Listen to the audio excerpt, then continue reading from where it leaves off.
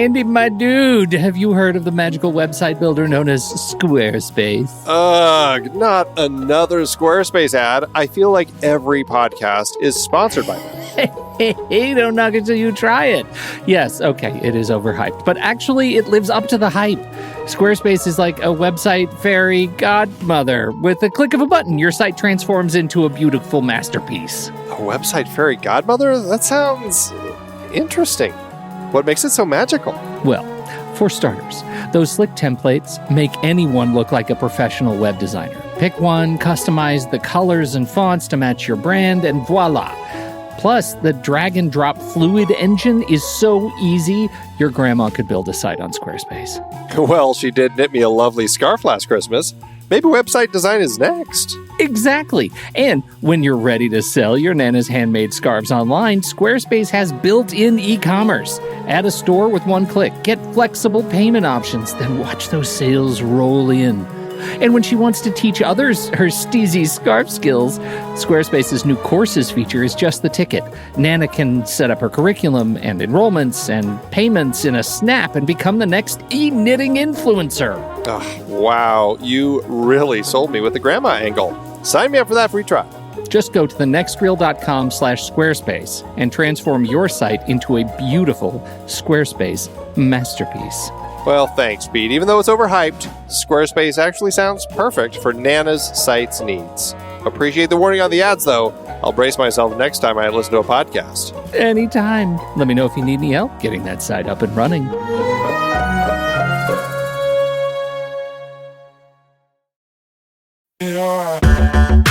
Andy, can you believe we've almost hit 700 episodes of The Next Reel? I know, it's crazy. And with all the other episodes in our family of podcasts, we are well over 1,200 episodes of movie conversation. It's really pretty amazing that we've gotten to have these in-depth movie chats every week for over a decade now. And we couldn't have done it without our loyal community of film fans. Their support over the years has meant so much. For sure. That reminds me, we should give the merch store a shout out. Buying shirts from thenextreel.com/merch is a great way listeners can continue to support the show. Plus, they get to sport our great designs. Absolutely. I think sometimes folks forget we have a variety of shirts, mugs, phone cases, and more available. In fact, a great place to start is with a shirt sporting the Next Reel's logo. We also have that classic Fast Times Spicoli Surf School tee, or the weirdly popular Rusty's European Tour shirt. The one from National Lampoon's European Vacation. Why is that so popular? Search me, but we have sold a ridiculous number of those. I guess there are a lot of Rustys taking trips to Europe? We're always adding new designs based on movies we've covered, like our brand new design for a streetcar named Desire, featuring a streetcar named Desire. So if you want to rep your love of TNR and films, head to thenextreel.com/merch. Every purchase helps us continue to have these weekly in-depth conversations. So visit thenextreel.com/merch today. And as always, thanks for listening and being a part of the Next Reel community. We've got lots more great movie chats coming your way. I'm Pete Wright. And I'm Andy Nelson. Welcome to the Next Reel. When the movie ends, our conversation begins. The jerk is over. Let's hoof it to St. Louis. In the history of motion pictures, only a select few performers have become immortalized by the roles they have portrayed. Consider the Vamp, the Champ, the Tramp, and now the most perfect casting of all, Steve Martin, the Jerk. It was never easy for me. I was born a poor black child. Meet Navin Johnson. He's poor. You mean I'm gonna stay this color? And he's eager. This is the kind of music that tells me to go out there and be somebody! But Navin... Let him go. Traveling down that lonely road, seeking fortune. Actual live weight guessing. Take a chance and win something. Finding fame. The new phone book's here! The new phone book's here! All right, man. We're doing Steve Martin. We started with The Jerk. Steve Martin. Starting at the beginning.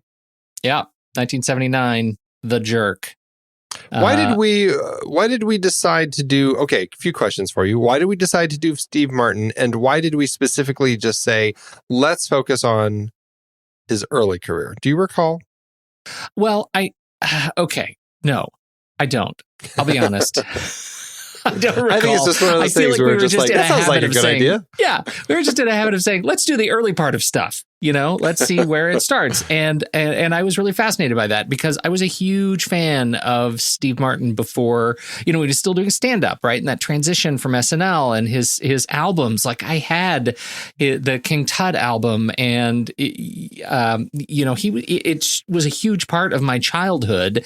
And my memory of these movies, these early Steve Martin movies were so formative of my, my early ability to talk to people at parties and feel funny.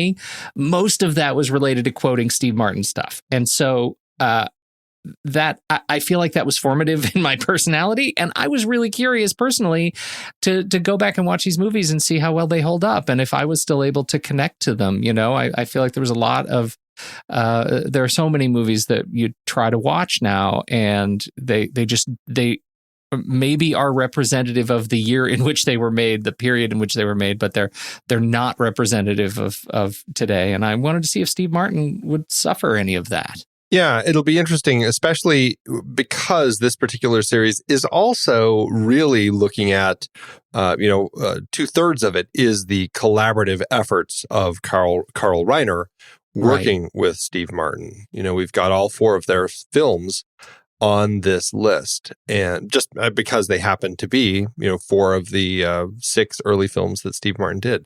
So that will be another interesting element to see how that relationship, if we get any sense that relationship is shaping anything. I know Carl Reiner obviously has had a longer career, having been around a while before Steve Martin kind of came into the scene, and quite a bit of comedy under his belt. What was he bringing to the table in the relationships in these films? Yeah, and in particular, this film, to hear Steve Martin talk about it, I think it's fascinating that he recalls Reiner's gift of bringing the shape and the heart of the movie. So insofar as this movie has shape and heart, it is credited to Reiner, and Martin brings the jokes, right, and the gags, right. So I'm curious how that changes, how they end up talking about one another in relationship to, to their work together in movies going forward as Martin learns how to make movies. Right, especially because it's not like something brought them together for this particular film. It's not like they both, like the studio paired them and it worked. Right. Martin actually had an opportunity because of some success with his comedy and he had kind of he started writing this project for Paramount, and then when the president of Paramount moved over to Universal, he took the project with him. And said, Martin, you can pick the director you want to work with. And Martin is the one who picked Carl Reiner because of what he had brought to the Dick Van Dyke Show. And so it's not like Reiner read this script and was like, I've got to make this. It's just like that's kind of how he came onto this, and that kind of created this relationship. So it'll be interesting to see to explore over this series. You had not seen this? Correct. I'd never seen this, but this is one of those films with some incredibly iconic comedy moments that I feel like everybody kind of knows. It's kind of just the cultural moments of this film. I don't need anything except this ashtray, like that sort of thing. And, I was born a poor black child, and there are a number of things throughout this film that are. He hates the cans, right? Yes, exactly. Okay, so I guess I should give you the floor then. Insofar as you hadn't seen it, but you'd seen it. Now that you've seen it, how did it stand up as a piece for you? Well, I will be curious to hear your perspective as well as somebody who has seen it, but maybe not in a while, and how well it holds up over time. This is one of those tricky films that I feel like in the world of comedy, it taps into kind of a specific time and place in a film like this. And it also taps into the viewer and when the audience comes to it. And if the audience comes to it at the right age, or perhaps at the right time when the film is at its peak, you're going to have a lot more connection with it. Not having had any of that and watching it just a week ago or so for my first time, I really felt like, it had some of those comedy moments that I said earlier. There's a reason that they kind of stand out as comedy moments because they're pretty clever and pretty funny. But there's also just a lot of stuff that I'm like, I don't know if this really works that much anymore. It feels like shtick, and it ends up feeling kind of like what we talked about when we were looking at Robin Hood Men in Tights with Mel Brooks, and just kind of the idea of, quantity over quality. I feel like there are just so many jokes that were thrown in here, hoping that, you'd get a laugh on, 4 out of or 1 out of 5 or something like that, So it was a little bit of a rough watch.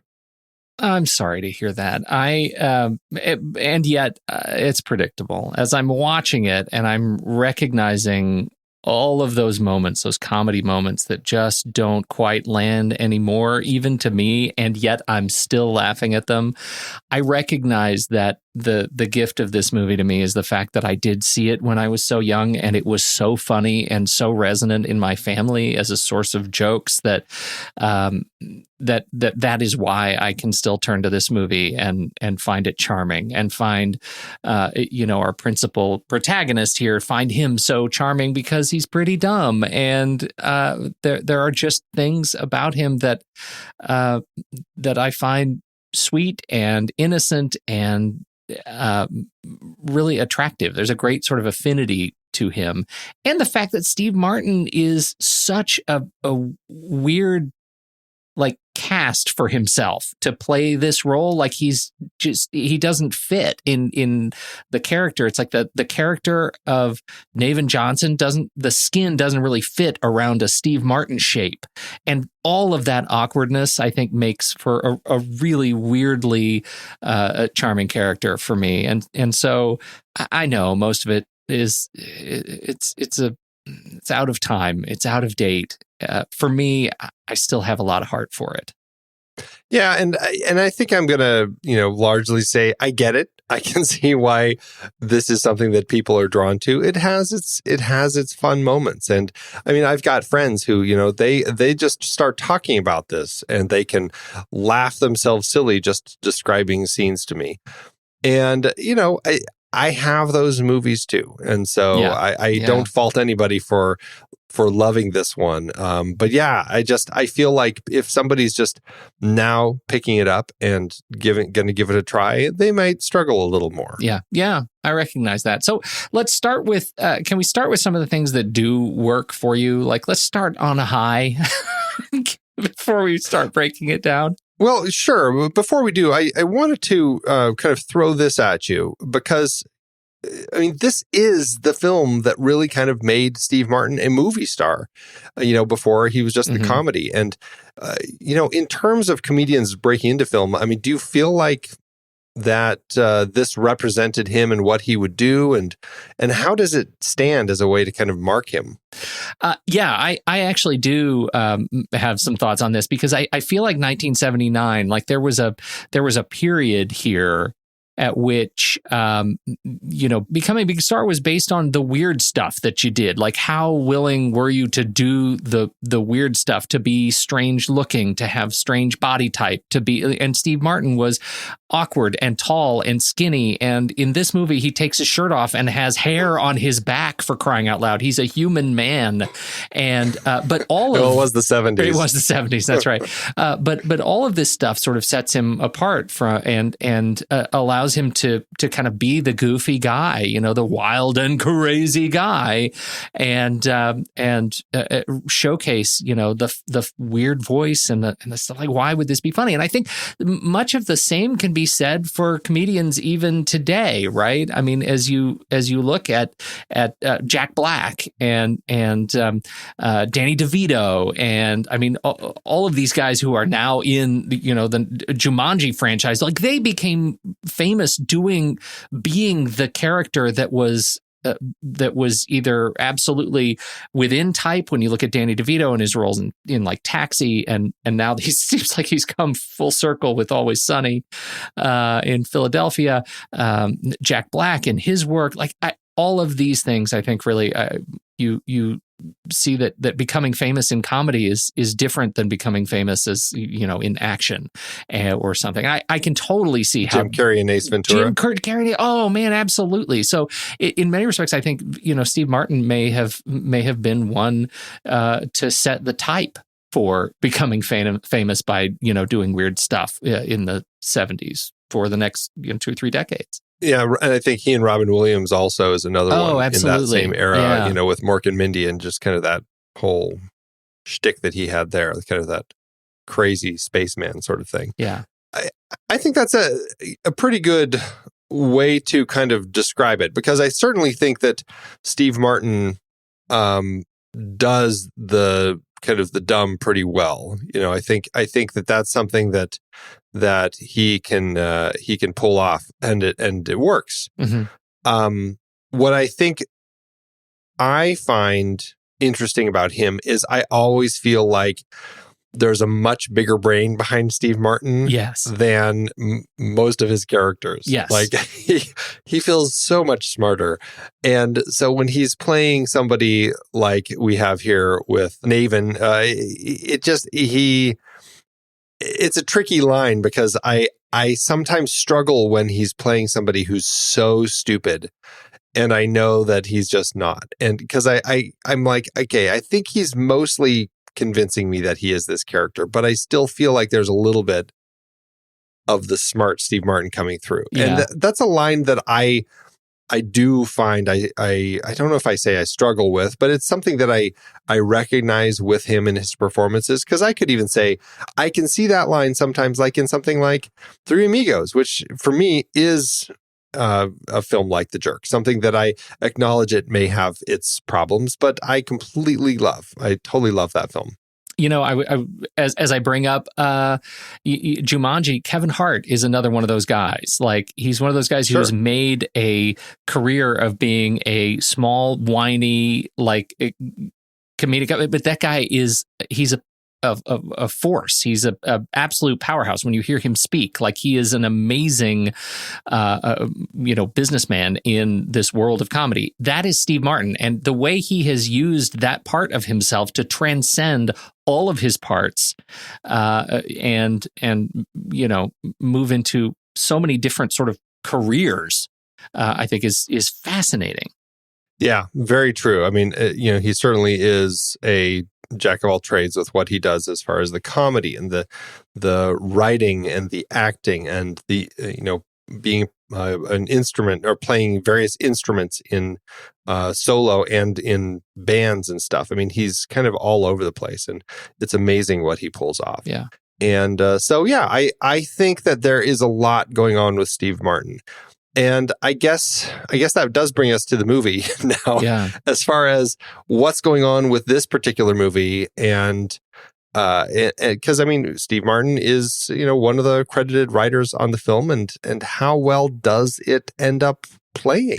I think you made a good point early on when you start talking about sort of the jokes, like just jamming in jokes per minute. And in fact, Martin actually says, I was watching an AFI presentation that he stood up and was introducing the movie for an AFI screening of it. And he said, when we wrote this movie, our goal was a joke a page. And I see that as a novice screenwriter, as somebody like that. I feel like that would be a great goal for me if I were writing a comedy, like not having great experience writing and producing many comedic films. I think having a target is great. And it sort of feels like a joke a page. Like, it feels like each page, every minute and a half, 2 minutes, you're in a new scenario or a new skit. And it's just sort of a set of sketches moving Naven through the world. And if you connect with Naven, I feel like that can be a really fun way to watch his exploration. If you don't, it feels like a joke a page. It's just like shoehorned in. I don't know. Am I relating to you at all? Oh, no, totally. I mean, it's like for every joke that worked, like when he's reading the letter that got wet and his reading gets worse and worse as the letters get more and more difficult to read as they disappear. Yep. That was really funny. Like, I thought that was actually a funny bit. And then there's the part where he hooks the chain to the church hose spigot, and the criminals drive off, towing off a huge chunk of the church building. That one didn't work for me as well. Isn't it funny though? Talk about that one, because I'm curious your perspective on why that didn't work. It didn't work for me either. Why didn't it work for you? It just seems so over the top. It's like such an enormous, completely unbelievable joke. And it's a physical gag, and we saw almost the same thing happen, if I recall, in Robin Hood Men in Tights, where a huge building gets rolled away. Didn't we? Yeah, I feel like the village, the Flaming Village, I think, something like that. Yeah. Right, yeah. So it was one of those jokes that I'm like, it felt like something that probably worked back in Carl Reiner's day when he was working on some of the old TV stuff that he was a part of. It kind of an older world joke that still people kept trying to do. Oh, it totally felt like Carol Burnett or Show of Shows, absolutely. Yeah, exactly. And something that it ended up feeling like a really played out joke that was just too unbelievable to happen. Yet here it was happening again. It's like, it's just one of those jokes. Yeah. Yeah, I think so too. It was almost too big for the movie. Those big physical gags, they stand out for me now as gags that were too big for the story of this dumb guy, right? Of this guy who has a lot of heart and not a lot of brain. And it felt like the jokes that were closer to him, the jokes that were more about him, reading the wet letter, or, after the wonderful song, as Bernadette Peters is, he reaches up and says he wants to give her a kiss through the coronet, but he didn't want to get spit on him. All of those little jokes, those intimate character jokes, those play so well for me. And when they get big and broad, they take me out of the movie. Yeah. That's very true. I definitely appreciate more of the smaller character jokes that work in context of what our characters are doing, that tie into the plot more. Like I even liked more of the stuff. I mean, speaking specifically of that scene, I liked more with just kind of those guys interacting with Naven as they were talking to him, and he realized who they were and he was trying to figure out a plan. I felt there was more happening there than there was with that big payoff to that joke that just didn't work for me. Yeah, there was more headroom in the bit that I don't know if it was written out because of a lack of confidence in where they were going with it or what, but I'm with you. Like, it felt like them just saying, "Hey, do you guys want to stick around for an oven mitt?" and then driving away was too easy of an out. Like we had more sort of smart comedy to run through. There's a variety of stuff that works and stuff that doesn't. And, I think some of it might have worked better in the time. And this is something else when you are doing comedy. Inevitably, you're going to run into walls with elements that don't play as well as time goes on. The biggest one for me is when they get married, and it's a certified priest who turns out to be, it seems like, a witch doctor of some sort. Yeah. I'm not exactly sure. It was just kind of one of those things like, okay, I don't know how well that plays these days, but there it is. So it's always tricky trying to gauge, what's really going to work over time. And I don't think it's hard to judge a film specifically on things like that, because obviously it was done in 1979 and that's the era it was made and told. It doesn't mean that it's not harder to watch now. Yeah. Yeah. I would very much add to that the sniper, the guy who is picking a name out of a phone book and then going to attempt to shoot him with a automatic rifle, military grade rifle. That doesn't hold up today.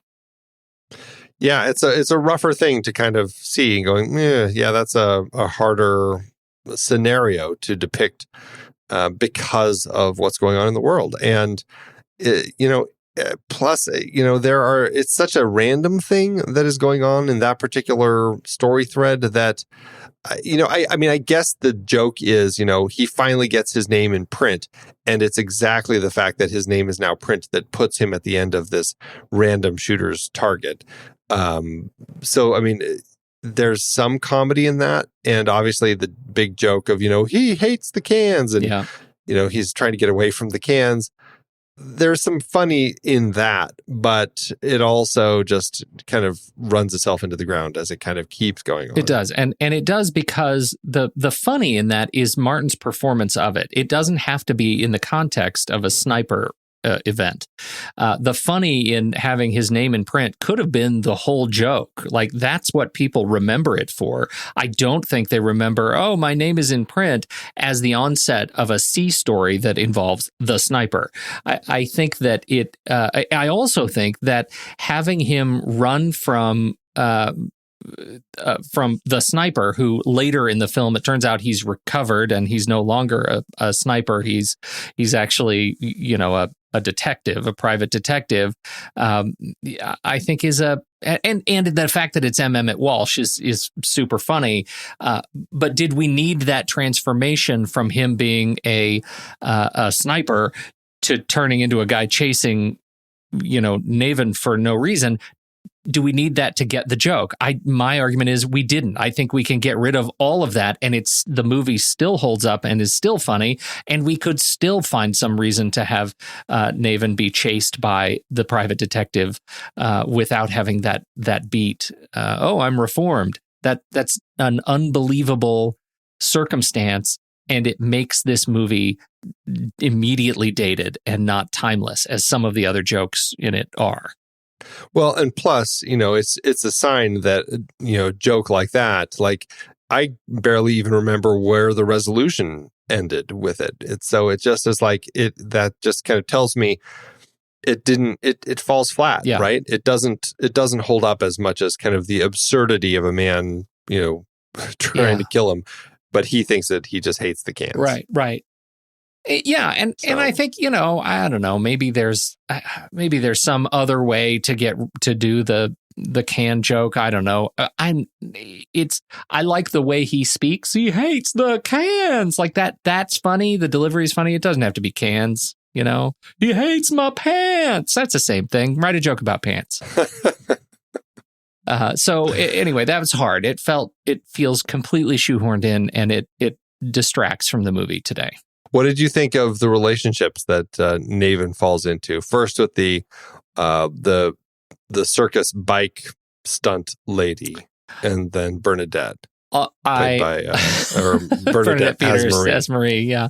Well, first of all, the bike relationship I think is fantastic. I love her outfit. I love the fact that she's a sociopath and a masochist. It's Patty. That's Bernstein. Right. Patty Bernstein, played by Caitlin Adams. I think she's. It actually works for me. It's a bit that works for me. I mean, I think Patty's. It's the Catcher in the Rye role, right, where we put this incredibly off the charts, naive kid in with the much more sophisticated woman who is way off the charts, quote, sophisticated in the movie. I mean, she's wearing the outfit with the stegosaurus fin on her back, which I think is brilliant costume work. And so for me, the outrageousness of that relationship actually does work. Does that one work for you? It does. I mean, it's a little absurd, but I think that it's fun in context of the film. It's just kind of a silly relationship. But again, that's the sort of stuff that I think works better than, let's, pull the, side off of a church. Mm-hmm. I think that it handled itself better. And it was actually a nice resolution to that involving Marie, as we see Patty find the two of them, and then Marie belts her, and that's kind of the end of that relationship. Yeah. Which was something lovely. that I wasn't expecting. So, yeah. Right. It was funny, and it was a surprise, and that's exactly what we want out of movies like these, turn us in a new direction. So regarding Marie, I think a lot of my affinity for this movie is because of my unyielding affection for Bernadette Peters and her incredible career. And to see her in this movie, she's just still so charming and sweet and beautiful and talented. And as Carol Burnett says, you just show up here with your curly hair and your tiny little mouth, and it's just that's exactly it. She is she's one of those like constantly sort of surprising performers for me, and the fact that that we get to see her so many times in movies yet to come makes me very, very excited. Yeah, she is somebody who I feel like I haven't seen a ton of movies with her, but I certainly have always liked her. And I believe the first time I saw Into the Woods was the filmed version of her stage performance, which was just fantastic. She's kind of, for me, was kind of iconic in that film as the witch. Well, that one was for me too. And in fact, I actually, at the Denver Center Theater, one of the touring productions after it left Broadway, she stayed on as the witch and she traveled through Denver. That was the first time I saw Into the Woods live. It was Bernadette Peters in the role that she originated, and she has become such an icon of live performances of Stephen Sondheim. It is just a real treat to have that to look back on. She is so good. 7 Tony nominations, 2 wins, 9 Drama Desk Award nominations, winning 3. 4 of her Broadway cast albums have won Grammys. She's fantastic. She is. And it's funny because you look at her film career and it's not that big, or, I mean, it's a decent swath of films, but largely it's stuff that you don't think of as a great opportunity for her. You're like, okay, maybe she was just in that one for the money. Mm-hmm. Just stuff like, and a lot of it, especially later in her career, is stuff that seems like it was for the kids. So I really am glad that I did my introduction to her really kind of was Into the Woods, mm-hmm.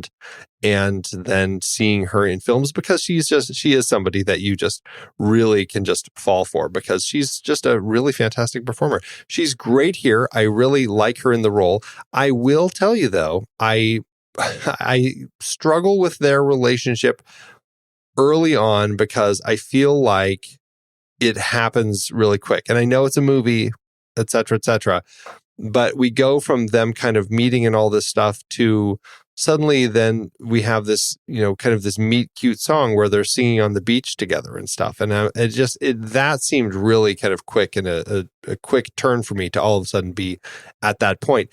And I don't know if that's because the two of them having a duet on the beach happened so quickly in context of their meeting, or because I feel like perhaps I'm just struggling with the fact that this song might not feel like it fits with everything else going on in this crazy movie. Okay. Well, I would counter with, you shut your mouth. It's perfect. The song is perfect. I'm just saying. But I appreciate that you feel that way. Okay. All right. Let me take a step. I got to take a step back. Hold on. Let me gather myself. I love this song. Yeah. Trust, I love the song. I love the two of them performing it. It just comes out of left field in this particular movie. Okay. All right. This is hard for me to say. Given that we've already established that one of the challenges of this movie is its joke a minute or joke a page pace. The fact that this movie transitions to this scene and moves to a tone or a mood of sweetness with jokes that are so phenomenally subtle and abstract that require a level of sort of greater awareness of the audience. I think it demonstrates a couple of things. First of all, I would say it foreshadows some of Steve Martin's better, smarter comedy to come later in his career. And I think it is him trying to shoehorn some of that sensitivity and sensibility into this movie in a place where it grudgingly might not work for the broadness of the tone of the film overall. And when he talks about it, he said, "This is one of my very favorite scenes in the movie," which lets you think, or reminds you that this might be a kill your darlings kind of moment, that maybe this was one that he should have taken out, especially when he says at the premiere, I was very excited for people to get to this moment. And in fact, this is when everybody stood up to go to the bathroom. Like, it was not received well, even though for me, it's one of my very favorites. So, and I think that all makes sense. yeah. It's a tricky thing to kind of shoehorn into this. But on the other side of that, maybe it needed to be done for Martin and for his career so that he could have what we'll talk about next week with his very next film, Pennies from Heaven, and just kind of the direction of his career in general and the variety of things that he would take. So it's an interesting thing that I think is a great moment. It's a great scene. I think it hurts this film, but I think it is a boost in his career. All right, that's fair. I do want to say, so we don't have to change gears dramatically later, just two little stories about this particular scene. First, Martin was actually playing a Martin ukulele, Martin, the classic, guitar company. And it is a beautiful little ukulele. He was very proud of it. And he learned this song to play it. He said he learned to play the ukulele for this bit. Which wasn't much of a stretch. He was already an exceptional banjo player. He picked that up when he was 17. So that wasn't a stretch. But he says, I learned to play it for the bit. I can't remember if I was playing it live or not. But if you listen carefully at the end of the scene, after they have their little exchange in the cove on the sand, apparently when he stands up, you hear a crack. And that is the sound of him actually standing up on the Martin and crushing it. And that apparently made it into the scene. I haven't ever actually noticed it beyond what sounds like environmental sound, but I find that's funny and sad. As somebody who has a Martin guitar, it crushes me a little bit. And Bernadette Peters, this is the thing I learned new. Bernadette Peters actually plays the trumpet, and that's still not her.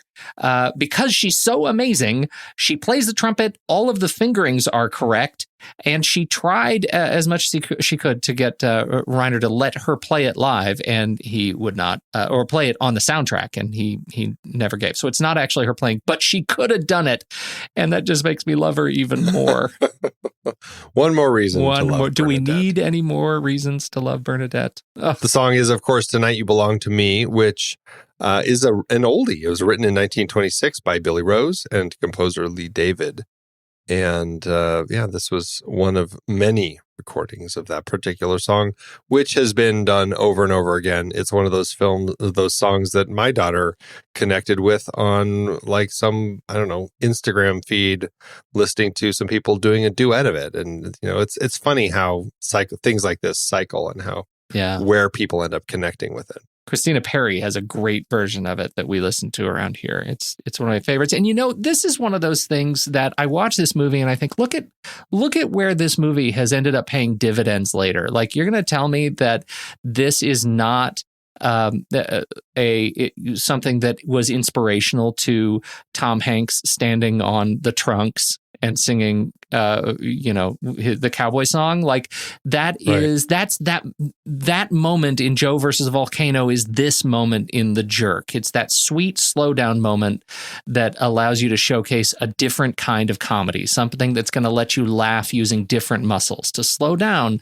to find a little bit of peace and get a sweeter sense. When she picks up a trumpet, why should she have a trumpet on the beach for this one song? Like, what is that setup that you could possibly imagine?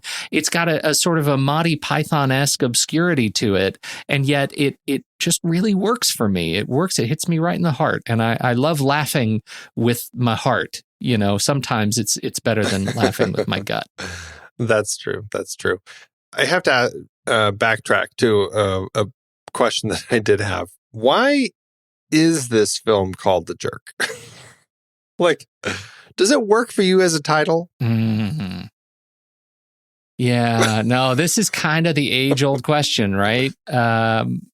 It's a struggle. Steve Martin said that the title grew out of his conversations with Carl Reiner. Yeah. He said it needed to be something short, yet have the feeling of an epic tale, like Dostoevsky's The Idiot, but not that, like The Jerk. I think The Idiot would have worked better. He's not really a jerk, except at the very end when he points out the fact that he was a jerk to Marie and she left him when he went broke. And but that was it. That was the only time. And I'm like, I don't know if this title really works that well for me. I don't know. I really struggle that the film is called The Jerk, and it's really one point where he's acting like a jerk. He becomes a jerk, and I think there isn't enough jerk to have earned the title. And in fact, I think you're absolutely right. The Idiot is much better had it not been taken by quite a grand piece. But I struggle with that too. It conveys too much of a sense of malice that is never really earned in the movie until, again, the very end. And it's, he was a jerk, but I don't know. I guess I could see from the character's perspective, if he feels like a jerk, it's not earned enough from the audience's perspective. I guess that's it. Yeah, it really kind of struggles. Yeah. But how'd you feel about the voiceover stuff? I mean, it brings us in and it takes us out. Yeah, it's one of those devices that I felt like I can see first-time screenwriter Steve Martin employing it. I mean, he came up with this story idea because the whole "I was born a poor black child" was part of his stand-up. Mm-hmm. And he kind of took that and kind of formed it. And I think once you say that, it really becomes something that needs voiceover or narration because of that first-person perspective that you're all of a sudden getting. And I think that he ended up kind of going with it. I don't think it needed it at all. I think you could have done this whole thing without it, and it would have been just fine. It felt like only to just use the line, "I was born a poor black child," because you need him saying that, narrating it.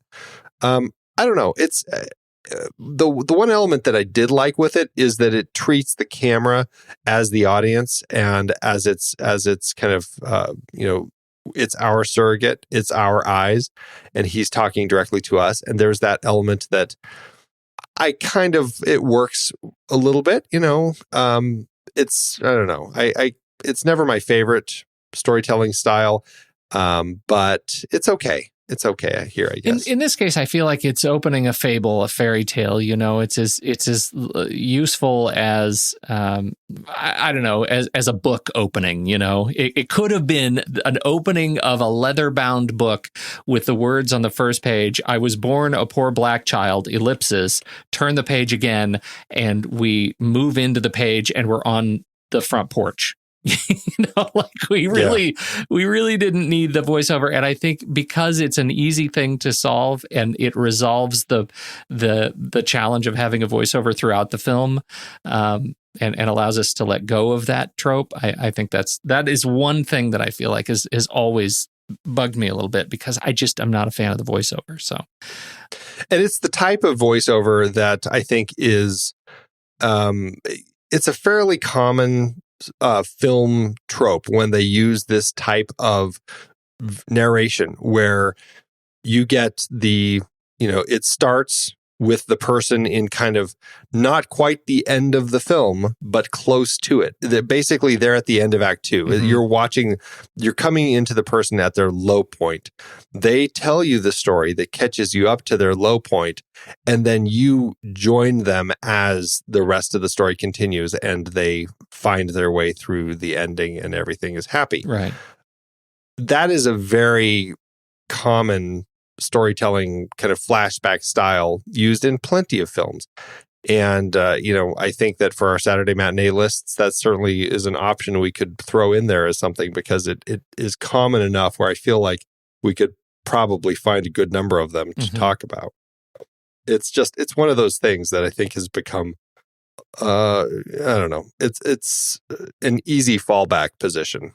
We've talked a lot about getting it made already and kind of where Martin was and Reiner was when they came into the film. But you want to talk a little bit about the Aspen Film Society? Aspen Film Society, you'll see that at the beginning of this, was credited as being involved in this. This was a film of the Aspen Film Society. It was formed by Steve Martin and record producer William E. McEwen. They had backing from Paramount, and then that, as I said, shifted over to Universal. They, under the banner of Aspen Film Society, they made this, and they made kind of a few of Steve Martin's films. Actually, not all of them, but Dead Men Don't Wear Plaid, The Man with Two Brains, The Lonely Guy. So 3 more that we're going to be talking about. And then Pee-wee's Big Adventure. And they kind of did a few other films. And as of 1990, that was kind of the end of it. But what I thought was interesting is one of the first projects, in fact, the first project they did, which is something that I'd love to track down. It was a short film that Steve Martin starred in, along with Terry Garr and Buck Henry, called The Absent-Minded Waiter. He wrote it, and Carl Gottlieb directed it. It was nominated for Best Live Action Short at the Academy Awards. And that was kind of a thing that helped Martin, along with his comedy career, kind of get going. And after Annie Hall did really well at the Oscars the same year, I guess comedy was, in at the moment. And that is what spurred Universal to give Steve Martin $500,000 to write and star in this film. I do a shout out to Jackie Mason as Harry Hartunian at the gas station. I like Jackie Mason. What are you going to say? That's it. Yeah, I like him. There's a cast of nice people, and in fact, even Carl Reiner pops in as the director. Yeah, celebrity Carl Reiner. Exactly, and he does a great job of being cross-eyed. He does. It's funny. I kept thinking, I'm like, that's a great idea for glasses. Yeah, it is a great idea. And then, you, of all people, I'm surprised you haven't welded something to your eyes. But now I'm glad you didn't. Right. Glad you didn't. Any sequels and remakes, Andy? It did have a TV sequel, The Jerk 2. And it's like Teen Wolf 2. It's The Jerk, TOO. Oh, no. Yes. Steve Martin produced it. He did not write it, nor did he star in it. Mark Blankfield starred as Naven. And Mark Blankfield is a name that I'm not really familiar with, although he was in Robin Hood Men in Tights. So we have talked about it. That's right. What? That's right. What was he in that? I can't remember who he was. He was Blinken. Oh, of course okay. No, of course. Blinken is what? The blind assistant, that's right? Yeah. Or the blind, yeah. So, he was in that. He was in Dracula Dead and Loving It, and Jekyll and Hyde Together Again, and The Incredible Shrinking Woman. He popped up in Night Court, Saved by the Bell, Sledgehammer, Arrested Development. He's been busy. He has been busy. That one, the show, it looks like, principally directed by Michael Schultz, who is behind The Last Dragon. Lots of TV. This is the plot, according to Wikipedia. Naven Johnson sets out to attend the wedding of Marie, his pen pal in California. A totally different story there, but runs into a gang of hobos led by a schemer named Diesel. Diesel discovers Naven's skill at playing poker and takes Naven to Las Vegas, where they win enough to travel to Los Angeles in style. It's a real journey story. Yeah. Everybody's got to work, but I got to tell you, looking again at Mike Schultz, this guy's directed some of the funniest stuff on TV. He's been heavily involved directing episodes of Chuck and Brothers and Sisters and Dirty Sexy Money and Crazy Ex-Girlfriend and Arrow, directed a bunch of episodes of Arrow and Blackish and New Girl, one of my favorites. Also behind the current show, Black Lightning. He's got a ton of stuff. So it's, that's not a bad way to go. Who is this? The guy who is listed as directing The Jerk 2, Mike Schultz. Oh, okay. Gotcha. That's a real something. Well, keep him busy. Yeah, it does land at a 2.6 on the IMDb scale. So it's below the bar. A little bit, but it's almost so below the bar that it does make you wonder, will I laugh because it's so bad? Yeah, or is it just so bad? You might. Good people. People got to work. People got to feed their families. Everybody needs dental. Yes, indeed. Right. How about awards? It's a tricky genre. Comedy is a tricky thing to kind of get awards. However, there are awards out there for it. Unfortunately, this didn't get any of them. It did, however, get one nomination at the Stinker Bad Movie Awards. Oh, apparently, no. They were up there with the Golden Raspberries. The Stinker Bad Movie Awards, they got a nomination for Worst On-Screen Couple, Steve Martin and Bernadette Peters, which makes me sad that they would nominate the two of them for it. They lost, however, to Barbara Streisand and Ryan O'Neal in the main event. Ryan O'Neal could be a couple with anyone in my book. Wow. Well, I guess I can see a Ryan O'Neal series coming up. That's he's dreamy. He's dreamy. That's real trouble for Martin and Peters. That makes me sad. I'm glad they continued to work together a little bit, and I'm excited. How did it do at the box office? Did it make anything? Well, Reiner did have a decent budget for this comedy, $4 million, or $14.1 million in today's dollars. The Jerk opened December 14th, 1979, opposite Spielberg's 1941 and Neil Simon's Chapter 2. A lot of numbers. Wow. Yeah. The movie did exceptionally well for itself, earning back $73.7 million domestically, or $260.1 million in today's dollars, landing it in the 8th place for highest grossing films of the year. That gave Steve Martin a great start for his screen career, with the film coming in with an adjusted profit per finished minute of $2.6 million. That's pretty good. That's a great way to start. Wow. Nice job, Steven. Especially considering the direction he'll take. He was up against 1941, that classic. Yes. We were just talking about that on Discord, 1941. Toshiro Mifune ended up in that one. Oh dear. Yeah, real classic. No, this. Power hitters. It was. I don't know. It was one of those movies that that it really connected with people at the time. You know, I mean, it's interesting looking at the top 10. Kramer versus Kramer was number 1. Amityville Horror number 2. Rocky 2 number 3. Then Apocalypse Now. Star Trek: The Motion Picture. We've talked about, and then Alien. 10, The Jerk, Moonraker, The Muppet Movie. We've talked about Kramer versus Kramer, Rocky 2, Apocalypse Now, Star Trek, Alien, The Jerk.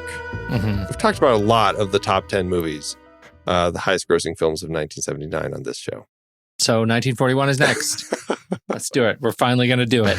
And then 10. Get a little Bo Derek in. Oh dear, Andy. Oh, we have to talk about that. That piano solo at the top of the cliff. I have never seen it, so I can't speak to that. What? Andy? Oh, he's amazing. Oh, it's great. We got to do it. I feel like you need to put this on a guilty pleasure list, because I don't know if it should be a film that we regularly include. Got to do it. Oh yeah, it's going to be the new 10 blocker. It'll be right in the middle. I'm sure you're going to love it, but just enough. Yeah, no, I'm pretty excited. I'd rather talk about the Amityville Horror. Interestingly enough, James Brolin and Margot Kidder also nominated for Worst On-Screen Couple that year.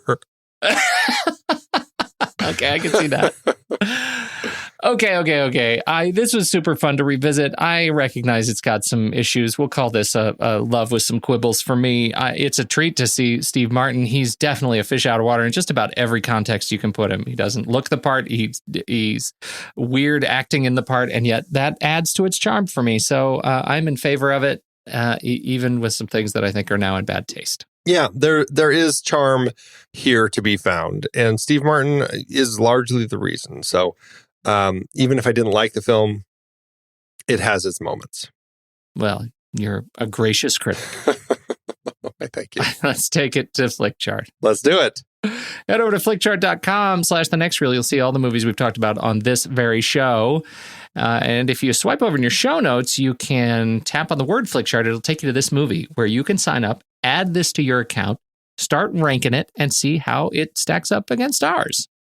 First up, we have this Jerk or Scanners. 100% Scanners. How funny that this is where we kick off. I know. Unbelievable. It's the Jerk. Totally the Jerk. All right. Here we go. Here, top half or bottom half. Here we go. 1, 2, 3. Scissors. Scissors. Ah, I knew it. I knew it as I said it. All right. Next up, the jerk or shivers. You have to know this does not belong in the bottom half of our chart. You know that. It really does. You are a horrible man. I've resorted to personal insults. That's right. That's what it's come to. Okay. The jerk What is or shivers. Well, I'm gonna stick with the jerk on this one. Yeah, I'll go with the jerk. All right. The jerk or Ocean's 12. I'll definitely say Ocean's 12. Well, we get some Carl Reiner. I'll give you Ocean's 12. That's right. The jerk or Lupin III, The Castle of Cagliostro. The jerk. Lupin III. 1, 2, 3. Scissors. Paper. Really? Ugh. Fate. Step in. The jerk or compulsion. I will take compulsion. Compulsion. The jerk or the host. I will take the host. The host. The jerk or Christmas in July. The jerk. I'll take Christmas in July. All right. You can have it. Oh, thank you. Mm-hmm. It's Christmas. The jerk or the stripes. I'll take the jerk. Oh, no. Okay, the jerk. The jerk or La Femme Nikita. La Femme Nikita. La Femme Nikita, please. Well, that puts the jerk at 318 on our chart. 318 out of 426. That is too low, and you broke it. It's all my fault. It is all your fault. Where did it end up on your personal list? On my personal list, almost the same percentage, 3259 out of 4225, or about 23% on my chart. Well, I'm on the other end of your chart. It is 258 out of 1414, and that's an 82%. If we were going by the algorithm to head over to flickchart.com or to letterbox.com/thenextreel, this should be a 4-star movie, and that's exactly where it is. 4 stars and a heart, please, Andy. I have a hard time getting above 2 with this one. I definitely acknowledge there are a lot of things that people who have grown up with it can continue to enjoy. But for me, watching it the first time, it's just not there for me. It has its moments and it has its charm. So it's got a heart for me, but it still is at 2 stars. Fair enough. That gives us a 3. I'm okay with that. 3 stars and a heart. Mm-hmm. All right. It's still fine. Well, it's a nice start to our Steve Martin playlist here. Where do we go from here? We're not going too far. We are just going to be jumping just a couple years forward. And we're going to be looking at the next film in Steve Martin's career, which is a very big shift. It is Pennies from Heaven, also with Bernadette Peters. I love Bernadette Peters. Have I talked about that yet? You might have mentioned it. This will not be. This will not be. 2 Tony wins. She has 2 Tonys and 7 nominations. Bernadette Peters. She is talented. Mm-hmm. We'll have other talented people in this one too, like Christopher Walken and Jessica Harper. It's directed by Herbert Ross. This is not a return yet for Carl Reiner. He will be back after this one. But this will be an interesting one because it's kind of a little bit more of a romantic drama musical. I love it. Fantasy. Can't wait to talk about it. Have you seen it? I have seen it. Oh. Yes. 17 times? I've seen it just and now? then I just rewatched it in prep for the show. All right, good. Well, this will be great. And we don't have any other, as we're doing this, do I have any other events to talk about? Nope. Nope. Although yesterday was my birthday. So that was something. What? Yeah. Oh, in context of when it's released. Mm-hmm. You're throwing me off. I was like, what? How did I just miss your birthday? You're like way too smart thinking into the future like that. I know. Look at me. Happy Mr. birthday. Smarty. Then. Thanks, Andy. When the movie ends, the conversation begins.